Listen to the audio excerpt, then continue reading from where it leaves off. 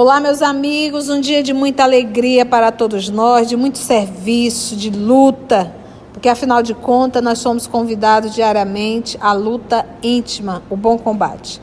Hoje, exatamente 30 de maio de 2022, estamos nós reunidos para estudarmos a obra O que é o Espiritismo. Esse trabalho é conduzido por Carla e Mita, aqui no Mundo Físico, e a assistência constante e amiga dos nossos amigos espirituais. E que possamos elevar o nosso pensamento juntos, para te agradecermos, Senhor, por mais uma oportunidade de estudo e de reflexão à luz dessa doutrina bendita, da terceira revelação. Que nós possamos, Senhor, um pouco mais atentos, observarmos e meditarmos e refletirmos nas lições que nos serão dadas essa noite. Te pedimos a permissão e a inspiração de que tanto necessitamos. Que assim seja. Ainda estamos na conversa do Kardec, né? Que essa obra, esse primeiro capítulo, ele transcreve em forma de diálogos, ele está falando com o incrédulo, né? E hoje ele vai perguntar sobre o maravilhoso e o sobrenatural. O maravilhoso é que não pode ser explicado racionalmente, que foge da lógica.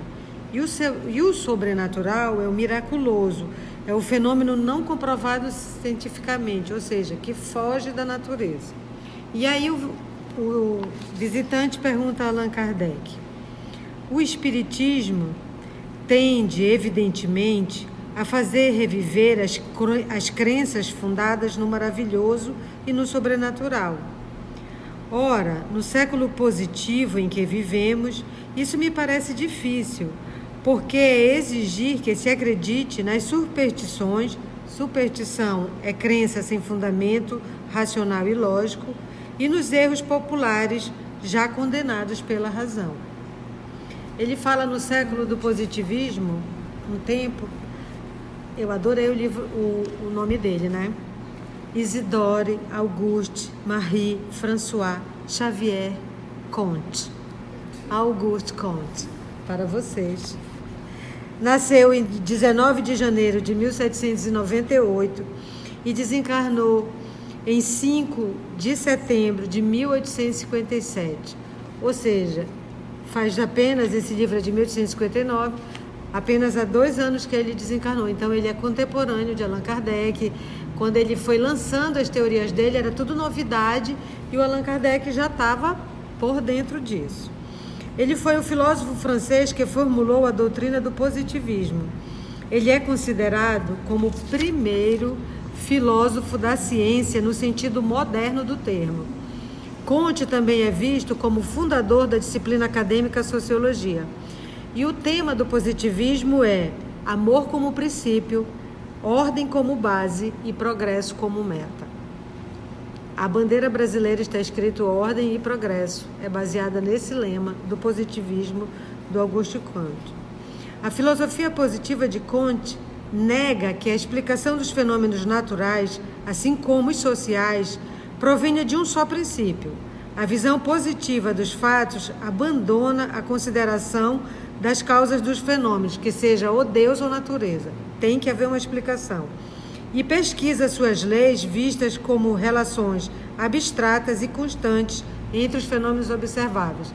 Porque também eles começam a desacreditar da doutrina dos espíritos, porque não é um fenômeno observável constante. Você não manda um espírito falar e fala de novo agora porque eu estou te pedindo. Não é assim. Aí o Kardec explica que são inteligências, e inteligências você não domina, não é como números, não é uma ciência exata. E ainda assim eles acreditam, ficam nessa refutação constante. Kardec responde: uma ideia só é supersticiosa quando falsa, mas cessa de o ser desde que passe a ser uma verdade reconhecida. A questão está em saber se os espíritos se manifestam ou não. Ora, isso não pode ser taxado de superstição antes de ficar provado que não existem espíritos. Direis: A minha razão não aceita essas comunicações. Porém, os que creem e que não são nenhum mentecaptos, alienado, tolo, sem juízo, invocam também as suas razões e, além disso, os fatos. Para que lado se deve pender? Então, quem não acredita diz eu não acredito, e quem tem as manifestações diz eu acredito. E agora, o que a gente vai, para que lado vai? O grande juiz nesta questão é o futuro, como tem sido em todas as questões científicas e industriais classificadas como absurdas e impossíveis em sua origem. Pretendeis julgar a priori, segundo a vossa opinião. Não só o fazemos depois de, por muito tempo, ter visto e observado. A priori, ele diz que é antes de, por suposição. Então, ele está supondo que não existe, então pronto. E o Kardec diz, nós já avaliamos, já analisamos, então nós estamos fazendo depois de avaliar, por muito tempo, inclusive. Acresce que o Espiritismo esclarecido, como o é hoje, procura, ao contrário, destruir as ideias supersticiosas, mostrando o que há de real ou de falso nas crenças populares, denunciando o que nelas existe de absurdo, fruto da ignorância e dos preconceitos.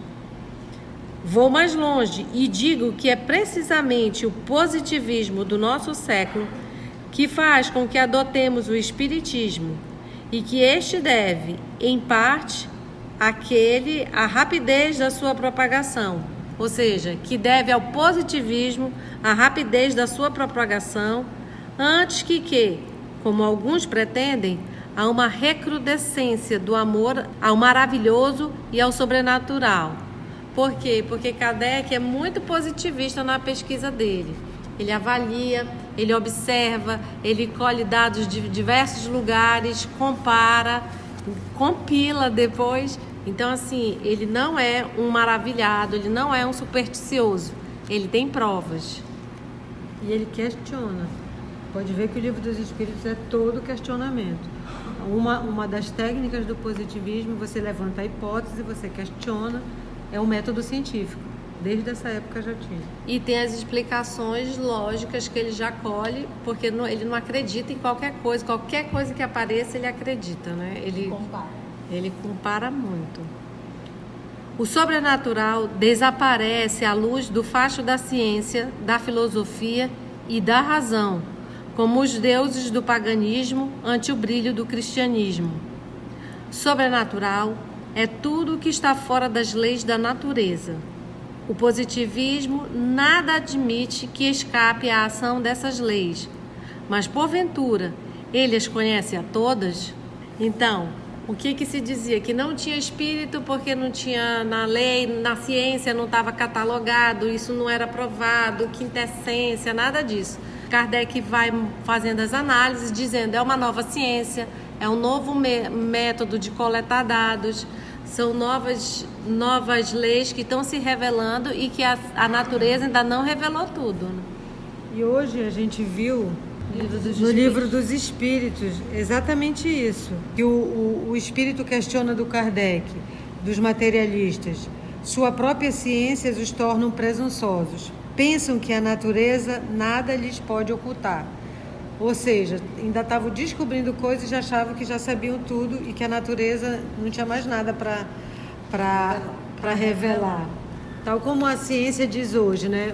Os cientistas hoje dizem que não tem nada acima da velocidade da luz, né? E teve um cientista que questionou, eu não acho que Deus ia ser tão simples para chegar na velocidade da luz e parar. Deve ter alguma coisa além disso. A gente que ainda não sabe.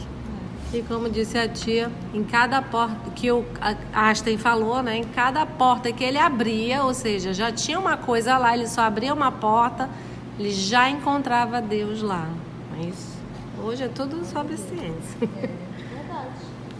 Em todos os tempos foram reputados sobrenaturais os fenômenos cuja causa não era conhecida. Pois bem, o Espiritismo vem revelar uma nova lei, segundo a qual a conversação com o espírito de um morto é um fato tão natural como o que se dá por intermédio da eletricidade entre dois indivíduos separados por uma distância de 100 léguas. O mesmo acontece com os outros fenômenos espíritas. Então ele está falando aqui da invenção do telégrafo, que não tinha antes, era WhatsApp, né? Tinha que mandar uma correspondência para um mensageiro, viajar de barco, passava 3 meses, nós vimos lá nos Davenport, que a pobre da Madalena mandava uma correspondência 3 meses para chegar, 3 meses para voltar. E agora passava um telégrafo. E agora a gente manda mensagem de WhatsApp ao vivo e a cores. Para o outro lado do mundo. E antes nada disso era possível, né? O Espiritismo repudia, nos limites do que lhe pertence, todo efeito maravilhoso, isto é, fora das leis da natureza. Ele não faz milagres nem prodígios. Antes, explica, em virtude de uma dessas leis, certos efeitos, demonstrando assim a sua possibilidade. Ele amplia igualmente o domínio da ciência e é nisto que ele próprio se torna uma ciência. Como, porém, a descoberta dessa nova lei traz consequências morais. O código das consequências faz dele, ao mesmo tempo, uma doutrina filosófica. Então, não é só descobrir que existe uma vida após a morte, é saber que ter conhecimento disso traz implicações morais. O que isso interfere na nossa vida hoje, né? O que interfere? Transformação moral íntima. E é como a gente estudou, né? São leis. A reencarnação é uma lei, a lei de causa e efeito é uma lei, não é invenção. Então, são leis e leis são aplicáveis. Mas aí ela diz, como a Carla falou, também tem as consequências morais dessas leis. Por isso que a gente tem que fazer essa mudança, essa reforma íntima. Quer falar, Tia? Quero. Nessa fala aqui de Kardec, olha, o Espiritismo repudia, dentro daquilo que ele diz respeito, todo efeito maravilhoso. Qual é o conceito da palavra maravilhoso, Aramita? O que não pode ser explicado racionalmente. Repete. O que não pode ser explicado racionalmente. Então, entende por que o Espiritismo repudia o maravilhoso? Porque se pode explicar racionalmente. E ele diz, isto é, fora das leis da natureza. Então, o Espiritismo repudia, tu pode dizer, nossa, isso é maravilhoso. Não, não é, porque há explicação. Todo fenômeno espírita é um fenômeno natural, está dentro da lei da natureza. O fato de nós não conhecermos, isso não dá o direito de dizer que isso não é da lei.